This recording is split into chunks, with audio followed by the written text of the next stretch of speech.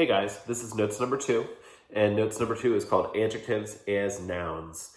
And we're going to get to work on these notes today, but if you recall, I mentioned when we did notes number 1 that today's set of notes, notes number 2, is not as important as that larger concept that we cover in notes number 1.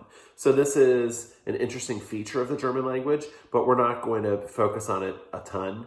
In fact, you can almost think of it as just an epilogue to notes number 1.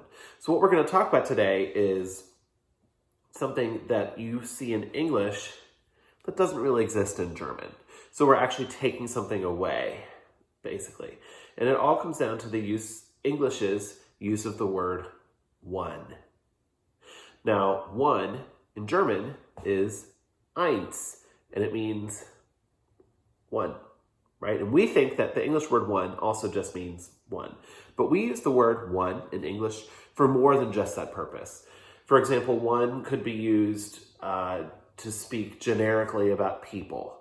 So not commonly used in American English, but in other English-speaking countries, you'll hear people say things like, one must learn from one's mistakes. And we've at least heard expressions like that, even though we don't usually use them in speech. So that does not have to do necessarily with counting. In that case, one is sort of a stand-in for a generic person. You can also use the word one to answer a question in English. Like if I said, do you like the blue shirt or the red shirt? You could say, I like the red one. Well, you're not counting necessarily in that particular instance either. You're kind of using one almost like a pronoun. It's almost taking place of the word shirt in your response. Heck, one can even be plural. So if I said, if you said, hey, bring some snacks over, I could say, which ones do you want? I've made one, which means a single thing, plural in that instance. These are some really interesting uses of that word in English. And again, in German, they just flat out don't exist. So we're going to look at what happens when English would require you to say the word one, but in German, that's just not an option. Okay.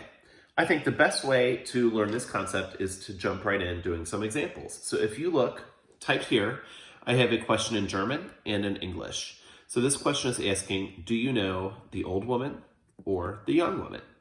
If someone asked me that question, one way I could answer it would be something like this. I know the old woman. And in German, you would say, ich kenne die, and then you have the word alt and then Frau. Now, I'm going to assume that you have your adjective endings perfectly memorized, which, of course, we're still working on that. That's a work in progress, okay? But you have your adjective ending cheat sheet handy, as you always will, okay? So I'm just going to go ahead and write in the ending. It would be E, okay? So you'd say, ich kenne die alte Frau. Now, another way in English that I could answer that question would be to use that word one. Do you know the old woman or the young woman? I know the old one. Now, as I mentioned in the intro, this word is not an option in German.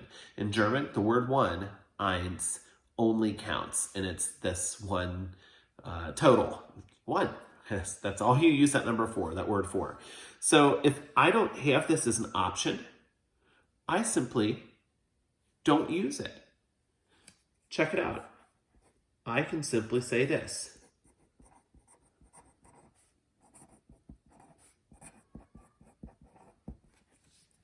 I can take my adjective for alt, and I can just stop there. So what you're literally saying is, I know the old.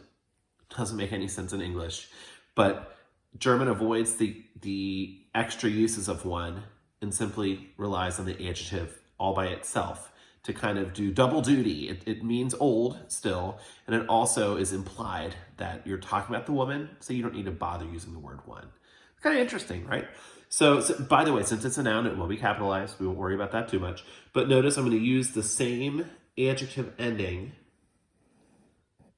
that I would have used if I had still used the noun Frau after it. So basically, it's the same way you'd say it in English, except you don't actually bother saying eins, the word for one. You just say everything up to that point. Ich habe schwarzen und weißen Schuhe. I have black and white shoes. Welche sind besser? Which are better?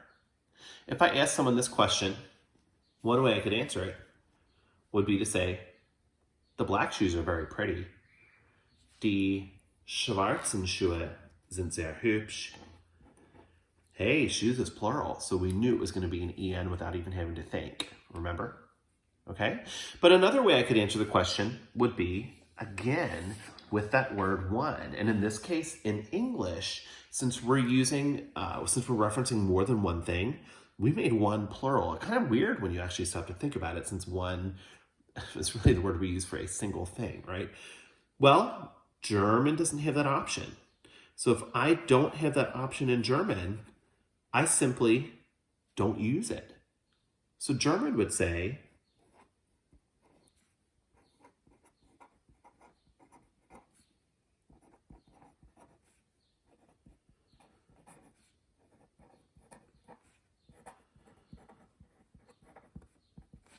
die Schwarzen sind sehr hübsch. Literally translated again, it just doesn't work in English. The black are very pretty. It doesn't make any sense.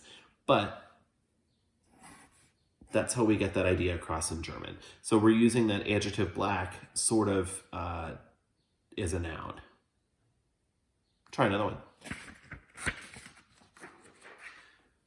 Are you taking the big suitcase with you? No, the small suitcase. Nein, den kleinen Koffer. BTW, we're using an en here because Koffer is masculine and it's accusative because I'm asking if you are bringing it. It's a direct object in this sentence. Now, if you want to say the small suitcase, you would say den kleinen Koffer. It's still accusative. It's understood that I'm taking it. Okay. However, if I want to say no, just the small one, let's see if you can figure this one out. I'll be right back. Okay, the moment of truth. If you got rid of the word one and put the rest of the words down, you are correct. In German, oops, and I forgot to make my K capital. In German, we're just going to leave out that word one. It's kind of a funky thing English does, and we're just going to let that adjective be its own noun. So you'd say, nein, den kleinen. One more.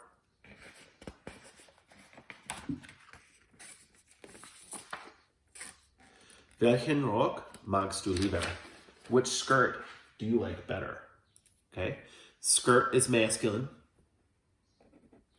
And it is accusative here as well. You are the one doing the liking. It is being verbed. It is being liked. It's a direct object again. So if I said, which skirt do you like better? And you said, this long skirt, it would be diesen langen Rock. What if you just wanted to say this long one? Try this one. And just like all the other ones, notice this is a pattern. If you ignored the English use of the word one and just stuck with your adjective, ta-da, you are correct. The thing to think about, or a takeaway with this, basically, you always want to remember that your adjective ending is going to be the same as it would have been if your noun were still there. So that's one little twist with it. So if it helps you to add that noun kind of in your head and then remove it, that's great. Or to answer the question fully, this long skirt, and then just stop it there, that's fine as well. And there you have it. So like I said in the intro, we're really going to use this set of notes as yet another way to practice our adjective endings.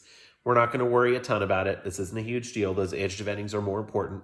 But I think you have one exercise on your practice worksheet to practice this that should show you how this compares to notes one in importance. But see if you can try it, and we'll play around with these a little bit. And yeah, just one more way to practice those adjective endings. Hope you guys are doing great. Hope to see you soon. Later.